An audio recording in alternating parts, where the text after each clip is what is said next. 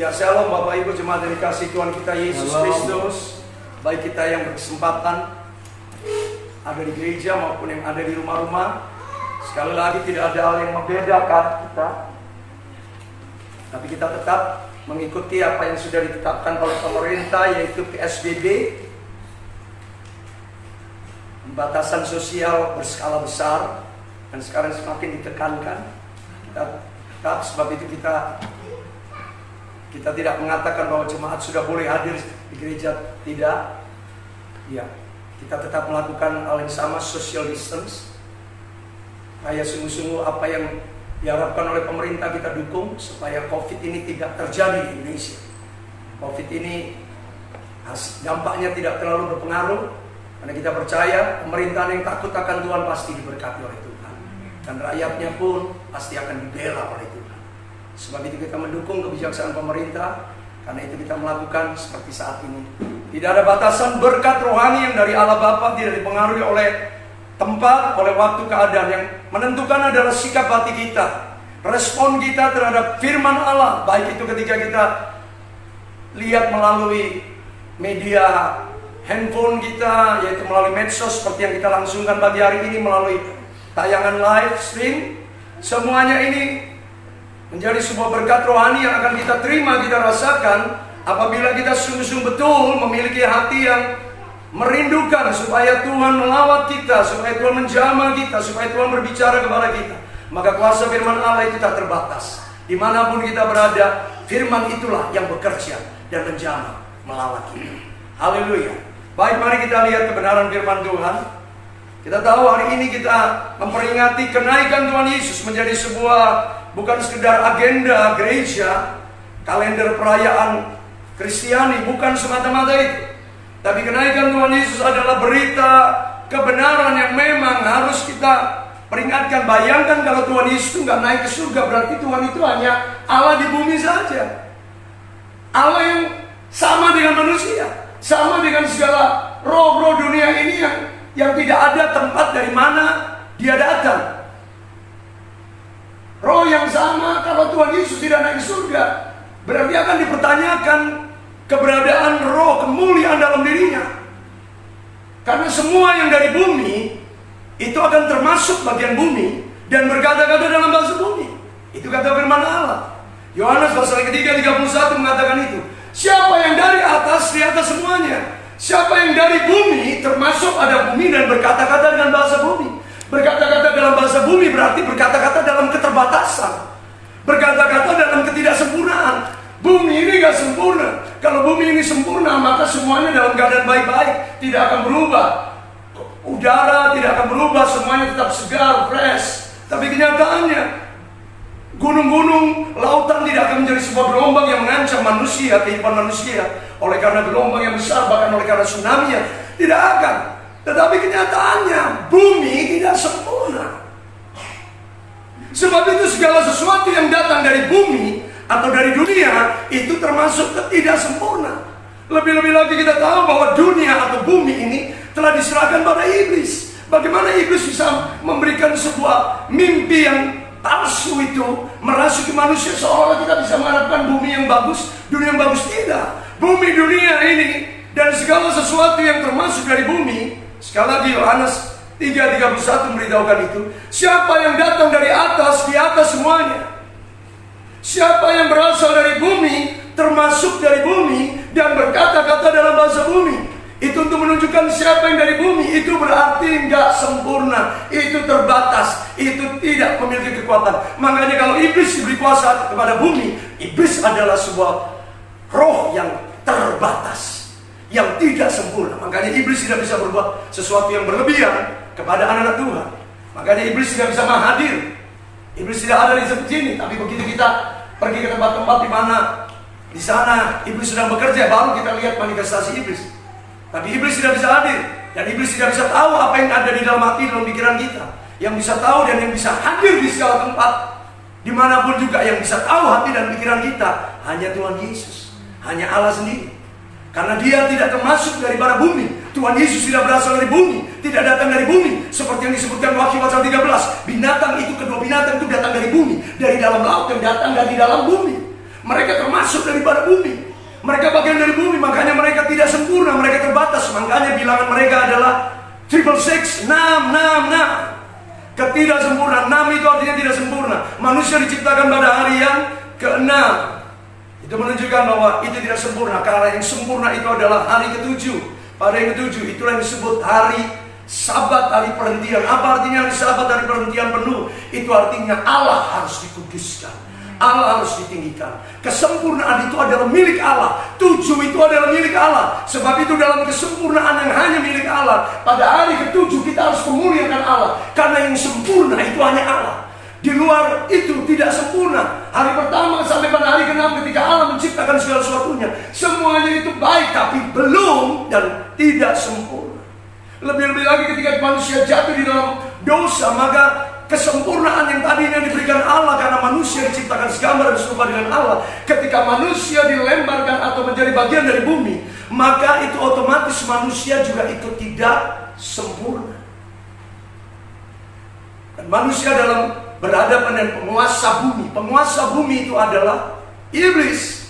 Iblis yang tidak sempurna itu mempengaruhi manusia dengan pikiran-pikirannya yang tidak sempurna. Itulah sebabnya manusia semakin menjauh daripada Tuhan, meninggalkan Tuhan, karena mereka mau mengalami yang sempurna, tapi tidak dalam pengertian Kristus Yesus. Tidak bisa.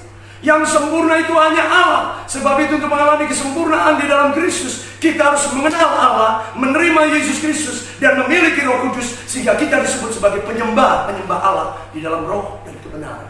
Maka kesempurnaan Allah itu akan terjadi dalam pikiran kita, dalam hati kita. Seperti yang dikatakan oleh Rasul Paulus, hendaklah kamu dalam hidupmu bersama menaruh pikiran dan perasaan yang terdapat dalam Kristus Yesus. Filipi 2 ayat 5. Tidak ada orang yang sempurna, tapi manusia-manusia sempurna adalah manusia-manusia yang membiarkan pikirannya dan perasaannya dipenuhi, dipimpin oleh Roh Kudus. Itulah pernyataan Kristus. Tadi malam saya sudah bicara banyak bagaimana tentang kehidupan di dalam roh yang luar biasa itu, mengalami janji-janji Allah yang luar biasa. Nah, kembali kita bicara, Tuhan itu harus naik ke surga.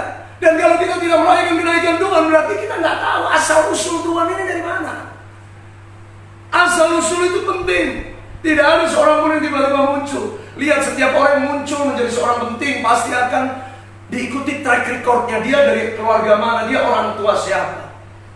Sama seperti kita tidak mungkin menjodohkan anak kita dengan calon mantu yang tidak kita kenal asal usulnya. Tidak mungkin. Kita pasti akan kenali anak mantunya ini dari keluarga mana, bagaimana dia. Itu pasti, itu wajar, itu normal. Setiap kehidupan pasti dicari asal usulnya. Makanya ada pertanyaan filsafat, pertanyaan dasar daripada pengetahuan, ayam dan telur itu dulu mana? Ini bukan soal jawaban yang mana yang paling betul, tapi teori di sini menekankan asal usulnya itu dari mana. Bicara tentang asal usul, ini dasar pengetahuan sehingga manusia berpikir demikian rupa untuk menemukan asal usul. Pengetahuan inilah yang menyebabkan dari mana timbulnya bumi ini, dari mana datangnya energi yang ditemukan kemudian asal usul energi itu oleh seorang saintis yang terkenal, Albert Einstein. Energi ini datangnya dari massa kali percepatan cahaya kuadrat. E sama dengan M kali C kuadrat. Energi sama dengan energi yang terjadi itu massa dan kecepatan. Artinya pengetahuan itu ditemukan untuk menemukan asal usul. Kok bisa orang itu bergerak, kok bisa ada sebuah tenaga kemudian menghasilkan sebuah daya, ada sebuah gerakan yang terjadi. Sama seperti ketika Isaac Newton menemukan teori gravitasi. Kenapa setiap kali benda dilemparkan ke udara pasti jatuh ke bawah? Kenapa dia tidak mengapung? Artinya mereka berusaha mencari asal usul energi yang menyebabkan kenapa semua itu terjadi. Asal usul ini penting. Sebab itu berbicara kenaikan Tuhan Yesus ini penting untuk menegaskan kepada dunia, terlebih kita sebagai milik tebusannya, kita harus bangga kita memiliki Allah yang memiliki asal usul yang sempurna. Dia bukan datang dari dunia, dia tidak termasuk dari dunia, dia tidak berbicara dalam bahasa dunia. Makanya Tuhan Yesus memiliki berbicara yang berbeda. Bahasa Tuhan Yesus bahasa kasih, bahasa Tuhan Yesus bahasa kebaikan, bahasa Tuhan Yesus bahasa pemulihan, bahasa Tuhan Yesus bahasa kesembuhan, bahasa mujizat, bahasa keajaiban. Orang sakit disembuhkan, orang lemah dikuatkan, orang yang mengalami pergumulan semuanya diberi kelegaan, di pertolongan. Seperti yang dikatakan, marilah datang kepadaku yang letih, lesu dan yang berbeban berat, maka kepadamu akan kuberikan kelegaan. Itulah kesimpulan daripada bahasanya Tuhan Yesus di bumi ini. Sebuah bahasa yang tidak dimiliki oleh dunia. Dunia mana bisa berkata, berbahagialah orang miskin, berbahagialah orang yang murah hati, berbahagialah orang yang lapar, berbahagialah orang yang menderita. Bagaimana itu bisa bicara demikian? Hanya bahasa surga yang bisa membuat mengerti sebuah kontradiksi yang terjadi dengan dunia ini.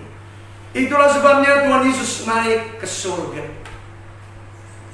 Sebab Yohanes pasal 3 ayat 13 dikatakan di sana jelas, tidak ada seorang pun yang telah naik ke surga selain Dia yang telah turun dari surga, yaitu Anak Manusia. Yohanes 3 ayat 13, gampang menghafalnya. 13, 31 itu ayat kunci kenaikan Tuhan Yesus. 333. Yohanes pasal 3 ayat 13 dan 31. Karena kalau kita belajar ayat, kita akan bisa menemukan pakem-pakemnya di situ. Clue-cluenya gitu, bisa menolong kita untuk menghafal. Yohanes 3, 13, 31. Ya, itu ayat kunci bicara tentang bagaimana, apa arti kenaikan Tuhan Yesus. Yang pertama sekali lagi dijelaskan, tidak ada seorang pun yang telah naik ke surga selain Dia yang telah turun ke bumi, ke dunia, yaitu Anak Allah. Sebab Dia telah turun ke bumi, sebab itu Dia harus kembali ke tempat di mana Dia datang. Dia harus kembali ke surga, Dia harus naik ke surga. Tidak mungkin Dia tetap tinggal di bumi, tidak mungkin Dia termasuk bagian daripada bumi, karena Dia bukan datang dari bumi. Sebaliknya bumi ini adalah buatannya, ciptaannya. Tidak mungkin yang diciptakan itu menguasai penciptanya. Dia harus menunjukkan keberadaannya sebagai pemilik segala sesuatu yang diciptakan. Hei, bumi ini bukan sebuah tempat yang kekal, bukan tempat yang abadi, bukan tempat yang sempurna. Allah tidak layak, anak Allah tidak layak tinggal di bumi ini. Segala sesuatu yang ada di bumi ini tidaklah menjadi suatu hal yang layak untuk Allah itu tetap tinggal di bumi. Atau manusia itu, anak manusia yaitu Yesus Kristus itu harus tinggal di bumi ini. Dia harus naik ke surga. Sebab itu Tuhan Yesus berkata kemudian di Yohanes pasal 8 ayat 14. Dan Tuhan Yesus menjawab mereka, katanya, biarpun aku bersaksi tentang diriku sendiri, tetapi kesaksianku ini benar. Sebab aku tahu dari mana aku datang dan kemana aku pergi. Tetapi kamu tidak tahu kemana aku datang dan aku. Engkau tidak tahu. Di sini Tuhan memberitahukan asal usul. Sebab aku tahu kemana aku, dari mana aku datang dan kemana aku pergi. Ini harus menjadi sebuah kebenaran yang selalu harus kita perhatikan. Selanjutnya diteruskan di ayat yang ke-23. Kamu datang dan kamu berasal dari bawah. Ayat 23 tetapi pasal yang sama. Aku dari atas, kamu dari bumi. Aku bukan dari. Iya. Menunjukkan jelas bagaimana Kristus berkata. Sebab itu ketika Tuhan Yesus ditanya oleh Pontius Pilatus, apakah engkau raja? Apakah engkau raja atas orang Yahudi? Yohanes 18 ayat 36. Tuhan Yesus memberi jawaban, kerajaanku bukanlah dari dunia ini. Kalau kerajaanku ini datang dari dunia ini, maka pelayan-pelayanku akan membela aku. Aku tidak akan diserahkan dalam tangan Yahudi. Tetapi kerajaanku bukan dari dunia ini. Tuhan memberitahukan bahwa Dia tidak berasal dari dunia, Dia tidak termasuk daripada dunia. Ketika kita berbicara asal usul, maka ada 3 hal penting yang akan terkandung di dalamnya. Pertama, kita akan tahu asal usul, dari mana berita itu datang, dari mana Dia datang, dari mana juru selamat itu datang. Yang kedua, kita akan mengerti kabar yang bagaimana. Itu akan menentukan datangnya dari mana. Dan mungkin kabar yang baik itu datang dari si jahat, iblis. Dan mungkin kabar yang baik, kabar yang benar itu datang dari dunia. Dunia tidak akan bisa menciptakan sebuah kabar yang baik. Lihat hari ini, sebuah realita dunia terjadi. The real of the world itu sedang terjadi. Dunia yang penuh dusta, saling membohongi. Pemimpin yang satu, pemimpin bangsa-bangsa saling mendustai satu sama lain. Untuk mereka mempertahankan kekuatannya sendiri. Tidak ada yang benar. Tidak mungkin. Kenapa mereka tidak bisa memberikan kabar berita yang benar, berita yang baik? Karena mereka tidak berdatang dari kebenaran. Mereka tidak berasal daripada kebenaran. Sebab itu iblis tidak bisa melakukan kebenaran. Sebaliknya Dia adalah si pendusta, dia adalah pembunuh manusia, dan dia adalah bapa dari segala dusta. Tidak ada kebenaran sama sekali dalam dirinya. Sebab itu tidak mungkin dia bisa membawa berita kebenaran, berita yang mendatangkan kebaikan, berita damai sejahtera, tidak mungkin. Dan karena dia berasal daripada asal-usul yang tidak jelas, kabarnya juga tidak jelas, maka yang ketiga seperti yang dikatakan oleh Tuhan Yesus dalam Yohanes pasal 7 tadi pada ayat 14, pasal 8 tadi ayat 14. Kesaksianku ini bukan datang, sekalipun aku bersaksi tentang diriku sendiri, ya. Maka kita tahu kesaksian atau pemberitaan Tuhan itu pasti benar. Kita tidak mungkin menerima kabar berita yang tidak benar. Karena yang tidak benar itu pasti menyesatkan, bukan hanya membingungkan, bukan hanya manusia kacau. Coba kalau kita mendengar, misalkan, ada tsunami, ternyata itu nggak benar. Kita sudah lari-lari ke gunung, iya toh? Ternyata nggak ada tsunami. Oh nanti sudah lagi, ternyata sampai 6 bulan, 2 tahun, ternyata siapa yang bicara? Bukan pakar geologi, bukan pakar BMKG, dan tidak ada alat pengukur seismologinya. Bagaimana bisa orang itu berteriak dari pantai, oh iya akan ada tsunami? Itulah kabar yang tidak benar. Kenapa? Karena memang datang dari sumber yang tidak jelas. Datangnya dari mana? Asal usulnya dari mana? Ketika kita mengetahui bahwa Kristus Yesus datang dari surga, maka kita tahu beritanya pasti benar. Maka kita tahu kebenaran itu pasti dijamin. Kebenaran itu dengan nyata akan dinyatakan.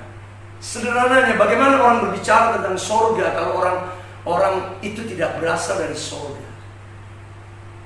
Bagaimana kita orang Indonesia mau berbicara tentang Amerika secara detail? Apa yang terjadi di Texas, apa yang terjadi di Las Vegas, apa yang terjadi di California? Bagaimana kita bisa ceritakan itu? Biarpun orang berduit sekalipun 38 tahun, 10 tahun belum tentu dia bisa menceritakan, karena dia tidak lahir di Amerika. Masing-masing negara bagian Amerika memiliki karakteristik yang berbeda-beda, memiliki undang-undang yang berbeda-beda. Mereka terbagi menjadi negara federal, negara bagian. Orang Indonesia kalau cuma tinggal dalam 7 tahun tidak bisa. Itu butuh waktu 20 tahun tinggal di Amerika baru tahu karakteristik Amerika Utara, bagaimana Amerika Selatan, bagaimana ibu kota Amerika sendiri, bagaimana peradaban masyarakatnya, kebudayaan masing-masing. Bagaimana orang berbicara tentang keselamatan, tentang surga, tentang hidup yang kekal pada orang yang lain, kalau sang pemberita itu sendiri gak jelas asal usulnya. Kita lihat begitu banyak orang yang berbicara tentang surga dengan caranya, dengan menurut kekuatan kemampuan. Tetapi kita harus tegaskan, kalau sekedar berbicara jalan menuju ke California, biarpun di ujung bumi kita masih bisa cari Bapak Ibu. Apalagi sudah canggih GPS, sudah ada Global Position Satellite ini sudah bekerja. Kita mau cari ujung bumi ini, bahkan yang di bawah bumi pun kita bisa. Di bawah bumi radius berapa kilometer dari permukaan ini bisa cari ya. Buktinya Freeport itu loh. Bisa ditemukan tambang emas sekian kilometer dari permukaan bumi. Karena alat yang canggih, berarti di seluruh bumi ini nggak ada yang bisa ditemukan. Kalau itu bumi, dunia. Tapi kalau surga, siapa yang bisa beritahukan surga? Siapa yang bisa punya GPS-nya surga? Siapa yang bisa punya Google Map-nya surga? Siapa yang bisa punya satelit yang memastikan, oh jalan ke surga itu kira-kira seperti ini, keadaannya seperti ini. Kalau bukan Dia yang turun dari surga. Ini akhir zaman, kita harus memastikan. Banyak orang menceritakan banyak jalan menuju ke Roma, banyak jalan menuju ke surga. Saya beritakan dalam nama Tuhan Yesus, tidak ada keselamatan, tidak ada surga yang lain yang bisa diciptakan oleh orang lain selain surga yang diberikan oleh Tuhan Yesus Kristus pada kita. Sebab Dia datang dari surga, karena Dia adalah pemilik surga bagi kehidupan manusia.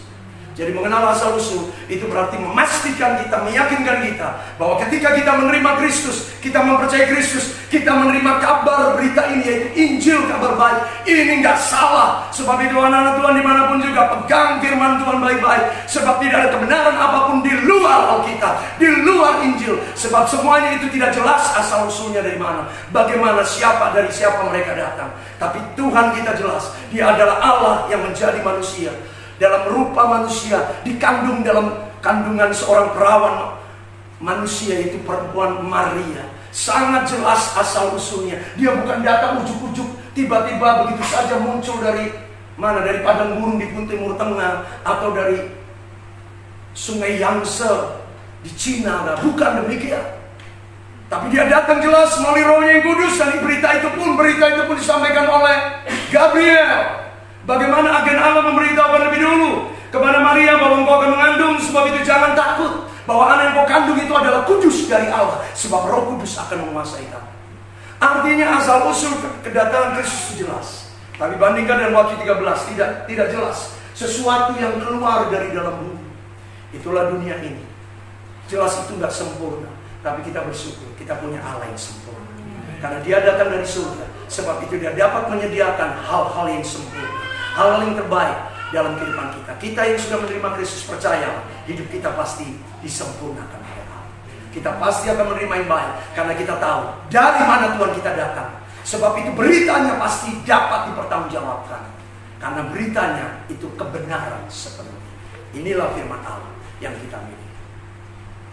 Yang kedua, apa arti kenaikan Tuhan Yesus yang kita rayakan?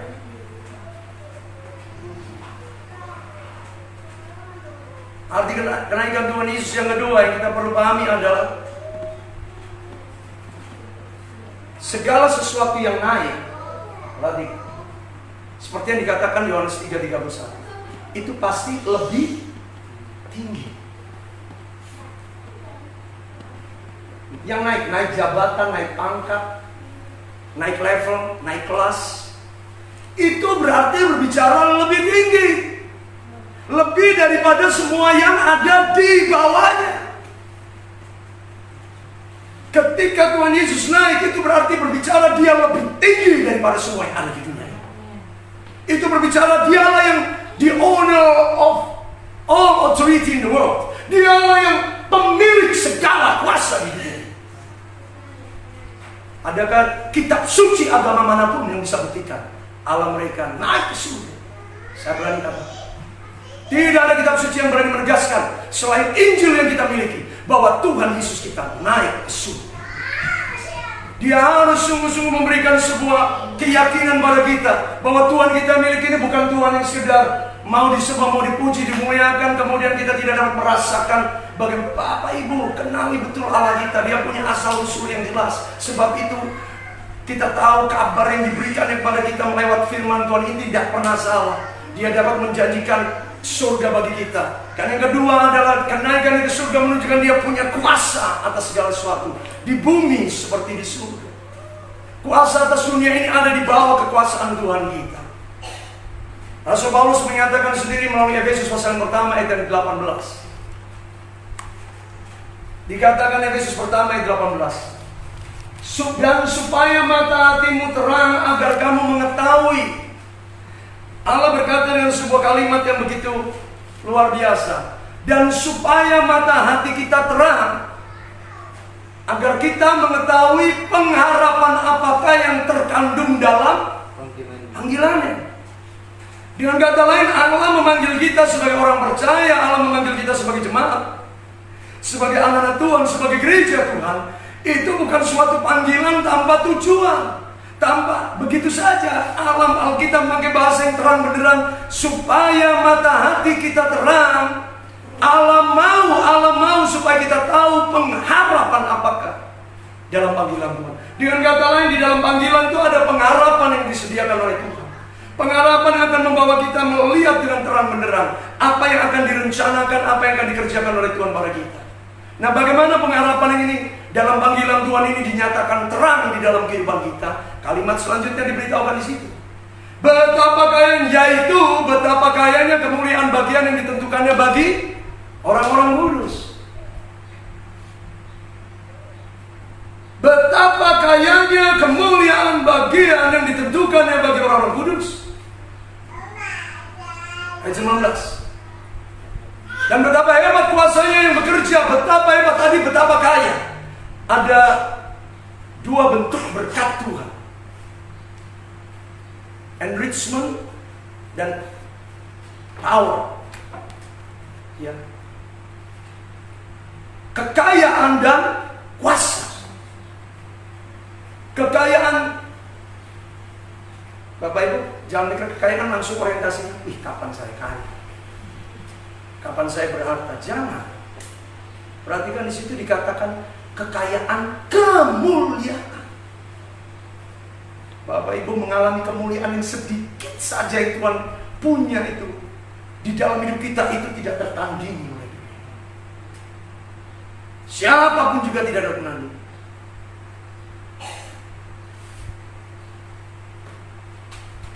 Lihat itu anak-anak Tuhan, satu tokoh yang saya hormati, saya segani di bumi ini, yang pernah dimunculkan Tuhan. Sederhana, dia adalah Bunda Teresa. Dia bukan pengkhotbah besar, dia bukan pemimpin agama atau pegang jemaat umat, gembala sebuah sidang jemaat yang besar. Dia hampir sama dengan masyarakat biasa. Dia hanyalah seorang biarawati, seorang suster. Tapi ketika kemuliaan Allah yang sedikit saja diberikan pada hambanya, perempuan yang pendek, Bunda Teresa yang pikir perempuan yang perkasa, tinggi besar. Sama seperti Rasul Paulus yang pikir Rasul Paulus itu tinggi besar. Rasul Paulus itu pendek, hidungnya betek, itu anatomi tubuhnya kami belajar di teologi.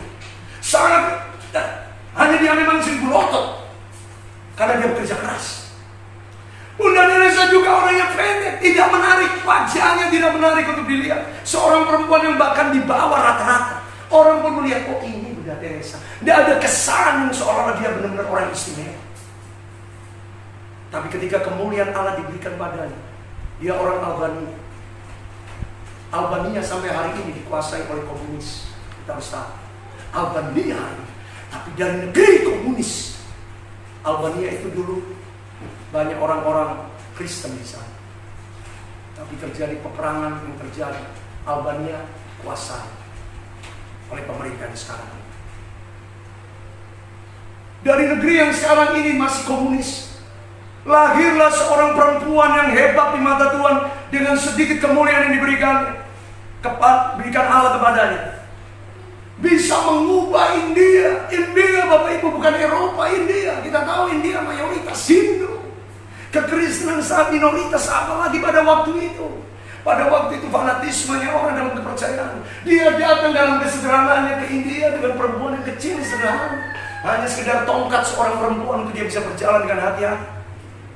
Bisa membuat India di Kalkuta tepatnya menjadi suatu tempat yang tadinya penuh dengan berita-berita yang tidak baik, menjadi tempat yang bisa menimbulkan damai sejahtera, hadirat Tuhan. Ini sekedar contoh kecil daripada kemuliaan Tuhan. Bagaimana seorang perempuan yang tidak memiliki sebuah talenta yang kelihatan menyolok di depan mata dengan khotbah, dengan karunia-karunia rohani yang luar biasa, bukan. Dia hanya menunjukkan sebuah sifat, sikap hati, karakter yang mau menolong orang lain, memperhatikan orang yang menderita, memperhatikan orang yang sakit. Tapi apa yang terjadi? Seluruh India, bahkan bukan hanya seluruh India, seluruh dunia, tidak ada yang tidak mengenal Bunda Teresa. Saya bisa memberikan kata pujian. Tidaklah hamba Tuhan yang lebih dikenal oleh dunia. Maaf, saya berani sebut Reinhard Bonnke boleh dikenal di kekristenan, tapi belum tentu dikenal oleh Ratu Diana. Belum tentu dikenal oleh Ratu Monaco. Belum tentu dikenal oleh Ratu Yordania. Benny Hinn boleh hebat luar biasa, tapi belum tentu dikenal oleh raja dan ratu dunia. Pada saat Bunda Teresa meninggal itu PBB semuanya setengah diam. Semua raja dan ratu dunia memberikan penghormatan. Angkatan bersenjata India mengusung. Padahal dia bukan orang India, perempuan kecil. Tapi dia mengalami kemuliaan yang sedikit dari Allah, tapi sudah mengubah sebuah bangsa. Orang Hindu tidak ada yang tidak menyebut nama Teresa. Perempuan-perempuan cantik India. Setiap kali saya ikuti berita Miss Universe dunia, tokoh idolamu siapa? Mereka akan berkata Mother Teresa, Mother of Gods, ibu orang Allah. Ini hanya sebuah contoh kecil, Bapak Ibu. Saya tidak mau pakai contoh orang yang hebat. Siapa yang kenal? Mungkin Mother Teresa di kalangan karismatik tidak dikenal, karena memang pelayanannya bukan pelayanan yang menonjol sedemikian rupa di kalangan gereja. Dia bukan pembuat KKR yang hebat. Tapi dampak kehidupan dan pelayanannya, orang sederhana yang sepanjang umur hidupnya hanya memakai pakaiannya biarawati itu tidak banyak, tidak ada warna lain. Kalau tidak hitam, abu-abu, biru tua. Pakaian seorang suster. Kalau sehari-hari dia bertemu dengan masyarakat India, dia pakai pakaian sari yang paling murah, bukan yang paling mahal. Terus terang beliau lah yang jadi inspirasi pelayanan. Itu yang buat saya mikirkan bahwa pelayanan itu tidak harus menjadi sebuah pelayanan yang begitu sensasional dengan karunia roh. Tidak. Karena pada dasar yang utama itu adalah bukan soal kita bernubuat sempurna Bapak Ibu, berbahasa roh luar biasa, punya iman memindahkan gunung. Karena Tuhan berkata, kalau tanpa kasih itu sama seperti gong berkumandang, canang yang bergerincing. Jangan sampai kita bermegah dalam pelayanan kita, tapi kita lupakan hal yang paling mendasar daripada setiap kehidupan setiap orang yang dipakai Tuhan. Love, kasih. Itulah kemuliaan yang Tuhan berikan. Betapa kayanya kemuliaan bagi yang ditentukannya bagi orang-orang kudus, dan betapa hebat kuasanya yang bekerja bagi kita. Ayat 20 dikatakan, yang dikerjakannya dalam Kristus Yesus dengan membangkitkan dia dari antara orang mati dan mendudukkannya di sebelah kanan Allah Bapa di surga. Ayat 21, Efesus 1. Jauh lebih tinggi daripada segala pemerintah, penguasa, dan kekuasaan dan kerajaan. Tiap-tiap nama yang disebut baik dunia sekarang ini maupun yang akan datang, itulah kekuasaan Tuhan. Tidak ada kekuasaan, kekuatan apapun dalam dunia ini yang tidak tunduk di bawah kaki Tuhan. Dan semuanya itu dikatakan 22 telah diletakkan di bawah kaki Kristus. Dan ia telah diberikannya kepada jemaat sebagai kepala dari segala yang ada. Dan 23 dikatakan jemaat yang adalah tubuhnya, yaitu kepenuhan dia, kepenuhan Kristus yang memenuhi semua dan segala sesuatu. Bayangkan kita ini kepenuhan Kristus, kepenuhan atas segala sesuatu yang jauh lebih tinggi dari dunia ini. Kalau Kristus itu memenuhi kita, itulah yang dijanjikannya Roh Kudusnya. Betapa luar biasa seharusnya kehidupan kita ini berjalan bersama Tuhan.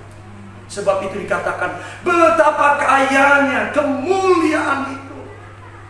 Terlalu lama kemuliaan itu selalu diukur dengan hal yang bersifat materi, sehingga kemuliaan yang sesungguhnya itu tidak terjadi. Padahal ketika kemuliaan, maaf ya kan saya katakan, lihat Bunda Teresa itu tidak kowar-kowar khotbah sana sini, tidak nginjil teriak percaya Tuhan, tidak ada. Dia tidak perlu tunjukkan manifestasi mujizat, dia tidak perlu janjikan orang akan percaya Tuhan Yesus akan menjadi kaya, engkau saksi, tidak perlu. Dia cukup menunjukkan kasih, tapi India, hampir India bertobat karena pelayanan. Makanya angka Katolik di India sangat besar. Tidak bisa dipungkiri. Rata-rata orang India banyak. Salah satu dampak pelayanan Bunda Teresa yang mempengaruhi, bukan seorang pelukor. Kemuliaan ini yang harus kita alami. Allah sudah menjanjikan pada kita kemuliaannya. Betapa kayanya. Betapa kayanya itu berarti itu sangat kaya Bapak Ibu.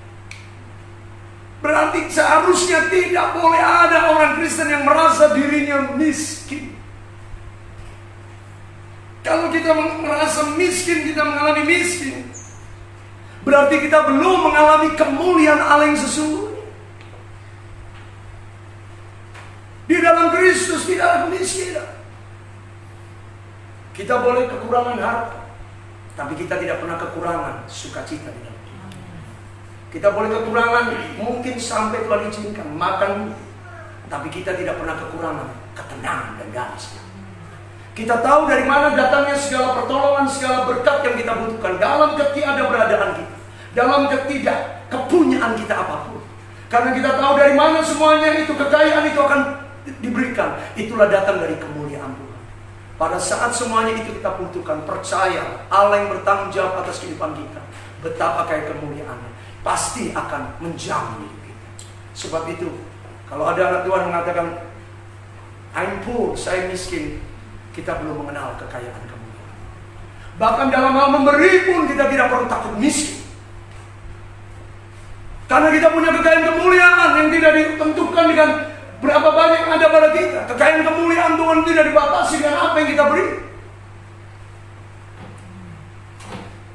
Sebaliknya justru di sana lah letak kemuliaan Tuhan dinyatakan. Tapi ini kok miskin, kakak ibu ini miskin, tapi kok terus memberi. Menurut manusia kita kurang, tapi di mata Allah kita kaya. Kaya bukan karena materi, tapi kita kaya karena kita punya. Berbahagialah orang yang murah hati, karena mereka akan beroleh kemurahan. Murah hatinya kita bisa dihitung, dirupiahkan. Murah hatinya kita bantu seseorang, 5 juta, 500 juta, itu bisa dihitung. Tapi kalau kita dibalas oleh kemurahan Tuhan, Bapak Ibu, itulah betapa kayanya kemurahan. Kemurahan Allah itu lebih banyak daripada kemurahan yang kita bisa beri kepada manusia. Kalau kemurahan Allah ini terjadi pada kita, hidupmu tidak akan dapat dibandingkan dengan dunia. Dalam sukacita, damai, sejahtera, kemurahan Allah memanggil kita. Itulah kekayaan. Apalagi ngomong kuasanya, nggak usah diceritakan. Kuasa ini bekerja secara luar biasa. Bagaimana kita masih ngomong mustahil, Pak? Tidak mungkin, Bu. Tidak bisa, mana? Betapa hebat itu yang dipakai oleh Alkitab. Ayat yang ke-19. Kuasanya yang bekerja bagi kita yang percaya, sesuai dengan kekuatan kuasa yang dikerjakan. Betapa hebat, artinya kuasa Tuhan itu tidak terukur. Itulah yang Allah memberitahukan kenapa kita harus sungguh mengingat kenaikan Tuhan Yesus. Kita sedang diingatkan, hei, kita punya Bapa yang memiliki segala kuasa. Kita memiliki Bapa yang punya segala kemuliaan. Dunia ini ada di bawah kuasa Tuhan kita. Sebab itu kita jangan terpesona dengan dunia. Kita tidak perlu iri dengan dunia. Kita tidak perlu menaruh cemburu dengan dunia. Orang dunia memiliki kemegahan apapun juga. Tapi sekali lagi, itu tidak dapat dibandingkan dengan kemegahan yang kita miliki dalam Yesus Kristus Tuhan kita. Amin, Bapak Ibu. Milikilah kekayaan kemuliaan dalam Kristus Yesus Tuhan dan kuasa, kekuatan kuasa yang bekerja saat kita percaya kepada anak-anak. Itulah otoritas yang Tuhan berikan. Sebab itu Tuhan Yesus berkata demikian. Sebelum dia naik ke surga, dia berkata demikian. Kepadaku telah diberikan segala kuasa di surga dan di bumi. Matius 28 ayat 18. Kenapa Tuhan Yesus bicara amanat agung? Beritakanlah Injil pada segala bangsa. Karena Tuhan telah mengambil segala kuasa di dunia supaya ditaklukkan di bawah kaki Kristus. Kuasa di surga dan bumi itu telah dipegang oleh anak Allah. Makanya Allah mampu mendelegasikan, mampu mengutus kita, menyuruh kita supaya kita karena itu pergi dan beritakanlah Injil pada segala bangsa. Baptislah mereka dalam nama Bapa dan Anak dan Roh Kudus. Ya. Dan ajarlah mereka melakukan segala sesuatu yang telah kuperintahkan padamu. Sebab ketahuilah aku menyertai engkau sampai, senantiasa sampai akhir zaman. Kenapa Tuhan menyuruh kita harus beritakan Injil, jadikan segala? Karena semua kuasa itu sudah diletakkan di tangan Dia. Makanya jangan heran akan terjadi pertobatan orang-orang besar. Dan ini sudah terjadi. Banyak pejabat, banyak presiden dunia yang tadinya tidak mengenal Tuhan akan bertobat. Pasti bertobat. Apalagi dalam keadaan sekarang, presiden mana yang bisa menepuk dada, bisa berkata, kami punya solusi untuk menyelesaikan masalah ini. Tidak ada, Bapak Ibu. Yang bisa menyelesaikan solusi dunia ini hanya satu kuasa. Itu datangnya dari Tuhan Yesus Kristus. Sebab itu seluruh dunia harus mengaku dan rendah hati dan berkata, Tuhan Yesus, tolong kami Tuhan. Amerika mau diselamatkan dan penduduknya, maka Amerika harus bertobat. Bangsa-bangsa mau diselamatkan penduduknya, harus bertobat. Percaya, mengaku, menerima Tuhan Yesus, maka kuasa kesembuhan itu pasti terjadi. Kemuliaan Allah sudah diberikan pada kita. Segala kuasa di surga dan di bumi telah diberikan padaku. Sebab itu kitab Wahyu pun sebuah kitab nubuatan tentang akhir zaman sudah diberitahukan.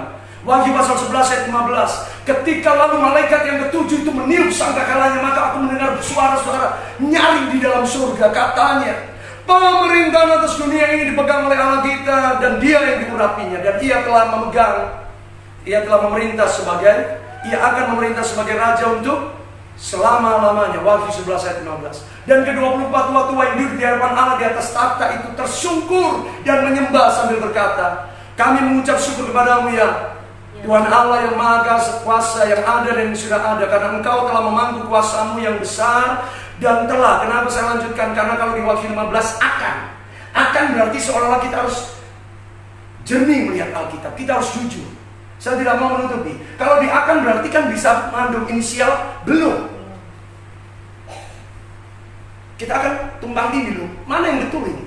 Tapi kemudian ayat 17 dikatakan, mengucap syukurlah ke-24 tua-tua. Karena apa? Karena Engkau telah memangku kuasamu yang besar dan telah memulai memerintah sebagai sudah. Kata akan di situ tidak ada perbedaan. Dia sudah memerintah sebagai raja.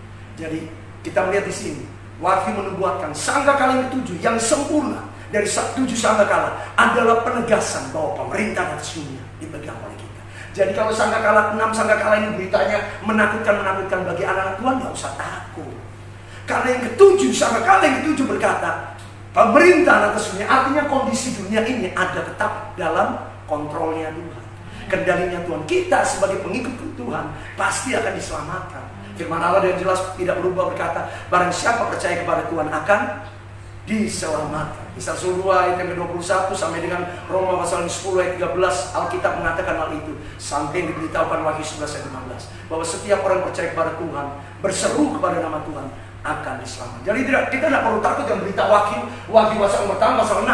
Karena pada akhirnya at the end, sangkakala yang ketujuh itu adalah janji Tuhan menjaga kita umatnya. Kalau Tuhan yang memerintah, pasti kita sebagai anak-anaknya ikut memerintah bersama Dia. Kita tidak akan menjadi korban daripada situasi yang ada. Kita akan tinggal bersama Allah. Haleluya. Yang ketiga, apa arti kenaikan Tuhan Yesus? Buka Yohanes pasal 14. Yang ketiga, apa arti kenaikan Tuhan Yesus? Ini sebuah perikop yang kita ketahui bersama, karena itu saya harus buka juga, supaya kita semakin dipertegas keyakinan kita, pertebal iman kita, perkuat pengharapan kita di dalam Tuhan, bahwa harapan kita itu bukan dunia, Bapak Ibu. Kita tidak bisa mengharapkan hidup kita ini di dunia ini untuk kita memikirkan hal-hal yang terbaik, bukan. Yang terbaik yang diberikan, dijanjikan Allah kepada kita bukan dunia. Sekali lagi,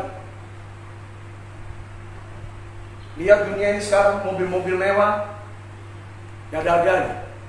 Rumah-rumah mewah pun gak ada harganya hari-hari ini. Mereka yang bangun kayak istana, siapa yang mau beli? Saya lihat viral di Amerika, rumah-rumah megah gak ada penghuninya. Mereka sudah tidak bisa lagi rawat listrik yang ribuan watt, yang harus bayar security yang begitu mahal.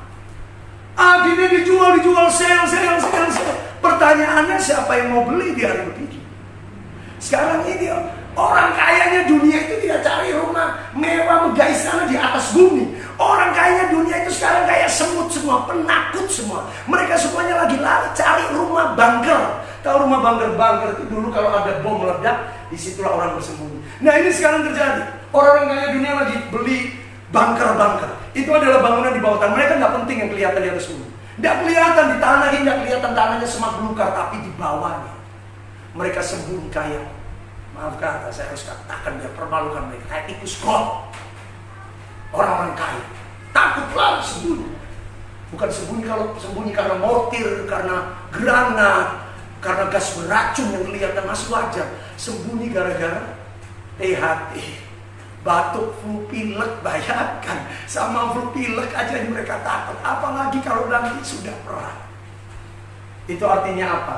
Tuhan menunjukkan dunia ini tidak ada sesuatu yang kita perlu pikirkan. Wah, apa yang akan aku miliki yang terbaik? Bapak Ibu, kita tidak perlu pikirkan. Yang kita perlu pikirkan adalah rumah Bapa. Rumah Bapa. Tidak ada yang lain. Perspektif kita, pandangan kita harus kita arahkan ke surga terus menerus. Apa surga? Surga itu bicara kesempurnaan. Kedua, kekekalan. Kalau kita memfokus ke bumi, maaf, kita tidak akan bisa sempurna. Kita akan kalah dengan dosa. Kita akan kalah dengan daging. Kita akan kalah dengan nafsu. Tidak usah ngomong nafsu dosa. Masalah pun bisa menggerogoti kita. Masalah kenapa? Karena fokus kita, perspektif kita terlalu ke bumi, ke dunia, ke kebutuhan, ke masalah, ke diri kita, ke egoisme kita. Keakuan kita itulah yang menjadi sumber permasalahan. Kenapa banyak orang Kristen jatuh bangun? Karena perspektif mereka salah. Pandangan mereka salah. Mereka arahkan pandangan mereka ke bumi, ke dunia. Padahal Tuhan mengatakan, aku tidak menjanjikan engkau kehidupan di bumi yang bagaimana, tapi aku menjanjikan padamu hidup yang kekal. Barang siapa percaya kepadaku tidak akan binasa, melainkan beroleh hidup yang kekal. Kata Yohanes 3:16. Tuhan tidak berkata barang siapa percaya kepadaku di bumi dia akan kaya raya, di bumi dia akan menjadi pejabat, di bumi dia akan maaf, itu semua adalah teologi comfort. Teologi pampers yang bisa katakan. Pampers itu ganti, bahasa ganti, gak bisa. Allah tidak mau teologi pampers. Bahasa ganti, bahasa. Tapi Allah mau sungguh-sungguh kita hidup dalam kebenaran yang sesungguhnya. Allah tidak mengajar kita untuk perspektif dunia. Makanya saya katakan dari jangan cemburu dengan dunia. Bagian kita bukan di dunia, biarkan aja. Tapi sekali waktu, tapi keadaan sekarang tidak usah sekali waktu sudah membedakan orang dunia dan orang percaya. Kita yang percaya pada Tuhan, malah kita tidur tenang. Mereka yang berharta nggak bisa tidur tenang. Anak mereka keluar rumah aja. Kemana di mana? Artinya sudah khawatir apa yang terjadi. Baik. Tidak aman, tidak tenang. Tapi keamanan, ketenangan kita di dalam Tuhan. Sebab itu langsung dikatakan, janganlah gelisah hatimu, percayalah kepada Allah dan percayalah. Lihat Bapak Ibu, kalau perspektif kita surga, tidak ada gelisah. Kalau kita masih punya perasaan yang gampang gelisah, takut khawatir, berarti perspektif kita masih ke bumi, bukan di surga. Kita masih gelisah tentang apa? Tentang keuangan, tentang masa depan, tentang kebutuhan. Maaf, sederhananya, emangnya Allah nggak tahu bahwa kita masih di bumi? Allah tahu, Bapak. Makanya kalimat selanjutnya dikatakan, percayalah kepada Allah dan percayalah kepada Dia. Di rumah Bapakku ada banyak tempat tinggal. Jikalau tidak demikian, aku akan mengatakannya kepadamu. Sebab aku datang ke situ untuk menyediakan tempat bagimu. Aku datang, Tuhan Yesus naik ke surga supaya menyediakan tempat. Berarti yang dijanjikan, yang disediakan tempat oleh Bapa kita bukan di bumi, di surga. We must change our perspective in Christian life. Kita harus mengubah pandangan kita dalam kehidupan Kristen kita. Kalau kita dengan menggunakan iman untuk hanya berpikir, dengan imanku aku akan membuat hidup yang secara duniawi kita inginkan, mau seperti itu. Maaf Bapak Ibu, Tuhan bisa berikan itu, tapi jangan sampai harganya mahal. Itu menggantikan bagian kita di rumah Bapa yang kekal. Banyak orang Kristen menggantikan berkat yang rohani yang di surga yang seharusnya dia terima dalam kekekalan dengan menuntut bahwa Tuhan berkati aku hari ini, berkati aku supaya aku tidak diremehkan, supaya aku tidak direndahkan. Tapi mereka menukar barter dengan harta yang di surga. Mereka tidak peduli dengan kekudusan, mereka tidak takut akan Tuhan, mereka kompromi dengan dosa hanya untuk mereka berpikir, Tuhan bukankah Engkau yang punya langit bumi dan segala isinya, janji-Mu Engkau sanggup memberikan apapun yang menjadi keinginan kami. Tuhan bisa berikan itu. Tapi perspektif kita akan beralih dari yang melihat ke atas, itu akan ke bawah. Dan kalau ke bawah, seperti dikatakan Alkitab tadi, engkau akan termasuk daripada bumi, engkau akan bagian dari bumi, engkau akan berbicara dalam bahasa bumi, segala sesuatunya tentang bumi, atau dengan kata lain tentang dunia ini. Sebab itu melalui kenaikan Tuhan Yesus, Allah mau, yuk perspektif kita dikembalikan ke posisi yang sempurna. Jangan ke bawah melulu, naikkan ke atas Tuhan. Naikkan ke atas. Kita harus melihat ke atas, yaitu ke surga. Apa itu surga? Kekekalan. Semuanya fana. Sementara kita butuh yang sempurna. Dan sempurna itu datangnya dari surga, dari Allah Bapa. Ketika kita senantiasa memikirkan, Tuhan biarlah perkenanan terjadi atasku. Karena itu ayat yang meneguhkan hal ini jelas dalam satu kalimat ayat yang sederhana. Kolose 3:2 berkata segalanya. Pikirkanlah perkara yang di atas, bukan di bumi. Pikirkanlah perkara yang di atas, bukan di bumi. Bapak Ibu mau dipromosikan Tuhan, mau kita ini berlipat-lipat segala macam, itu bukan urusan kita, itu urusannya Tuhan. Yang penting kita ini terus ke atas. Kalau Tuhan memang katakan, anakku aku tidak cukup memakai kamu, aku tidak mau ketemu kamu hanya di surga nanti perlu memuliakan. Ketika Allah menjumpai kita seperti Allah melihat Daud di bumi. Waduh, Daud ini kalau cuma mengalami kenikmatan hidup nanti dalam kekekalan, rugi. Yang biarkan Allah yang merasa sayang. Aku harus mengangkat anakku ini sejak di bumi, supaya kemuliaanku dinyatakan. Biarlah diangkat Tuhan, dipakai Tuhan. Itu bukan datang dari keinginan kita. Ingat, Daud gak pernah bermimpi, Daud gak pernah berharap. Daud tahu diri di rumah tangganya, di keluarganya aja dia sudah dikucilkan. Daud tidak pernah punya harapan, dia tahu diri, dia tidak pernah membangun angan-angan yang berlebihan. Aku ini hanyalah seorang anak pengembala kambing domba. Tapi kalau one day, suatu hari seorang anak pengembala ini jadi raja, saya percaya Daud pun berkata, Tuhan, it's not because of me. Tuhan, ini bukan saya, ini bukan Daud yang di padang gurun. Makanya Daud itu berkata dalam doanya di 2 Samuel pasal 7, siapakah aku ini Tuhan dan keluarga hamba-Mu ini, sehingga Engkau angkat kami sedemikian rupa. Aku ini hanya seorang anak padang gurun. Tidak ada orang yang perhatikan aku, tapi Kau angkat aku. Artinya biarkan pengangkatan, mau bicara multiplikasi, mau bicara promosi, jangan datang oleh karena sebuah pengajaran doktrin yang hanya mengiming-imingi kita sehingga kita mulai menaruh perspektif yang salah. Bukan perspektif surga. Kapan saya perspektif bumi, saya akan jadi kaya raya, saya akan dipromosikan. Maaf, Daud tidak pernah, hamba-hamba Tuhan di Alkitab tidak pernah mikir kapan diangkat Tuhan. Mereka itu diangkat oleh Tuhan karena Allah merasakan, aku terlalu sayang bagi anakku yang di bumi ini. Kalau aku hanya bertemu dia dalam kemuliaan, dalam kekekalan, rugi aku. Bapak sendiri berkata, sejak di bumi aku akan angkat pakai mereka. Ini loh Bapak Ibu yang harusnya terjadi. Bukan kita, tapi Bapak yang secara pribadi mengatakan, anakku, aku mau engkau mengalami kemuliaan. Tuhan kan sudah berkata tadi, betapa hebat bagi Allah kita. Cuman perspektif kita harus kita arahkan ke surga. Yang terakhir, yang keempat, apa arti kenaikan Kristus? Karena Tuhan berkata demikian, Yohanes pasal 14, kitab di Yohanes. Tadi di Yohanes pasal 14. Di rumah Bapakku ada banyak tempat tinggal. Sebab jika tidak demikian, aku tidak akan mengatakan demikian kepadamu. Aku pergi ke situ untuk menyediakan tempat bagimu. Dan aku akan datang kembali, supaya di tempat di mana aku berada, kamu pun berada. Artinya Tuhan itu selalu mau bersama-sama kita. Kalau Tuhan selalu bersama kita, luar biasa. Akhirnya kita lihat ayat 18 di Yohanes 14. Aku tidak akan meninggalkan kamu sebagai yatim piatu. Luar biasa. Tuhan tidak tinggalkan kita sebagai yatim piatu. Apa artinya ini? Sebab itu dikatakan kalimat terakhir itu belum selesai toh. Aku akan datang kembali. Grand Harvest. Bisa kami bicara jemaat sendiri tentang Grand Harvest. Ya. Aku akan datang kembali. Pertanyaannya, sebelum Tuhan datang kembali, kita ini sama siapa? Kalau kita kritis firman Tuhan, kalau Tuhan ngomong, aku tidak akan meninggalkan kamu yatim piatu, tapi Tuhan kau sudah naik. Dan kau berkata, aku akan datang kembali. Loh, pertanyaannya kapan Tuhan datang kembali? Sekarang aja durasi waktunya sudah sejak 2000 tahun yang lalu Tuhan menyampaikan firman ini. Jemaatku lama. Tuhan belum datang kembali. Nah, selama Tuhan belum datang kembali, pertanyaannya kita tinggal sama siapa?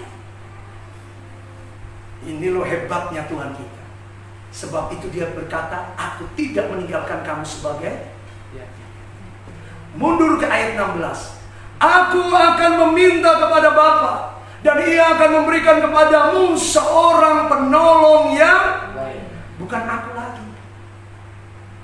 Penolong yang lain itulah Parakletos, Holy Spirit, Roh Kudus. Makanya para rasul dikatakan, nanti kan jangan kamu tinggalkan Yerusalem. Aku memang naik ke surga seperti yang kamu lihat aku naik di atas awan-awan. Tapi kamu tidak akan aku tinggalkan sendirian.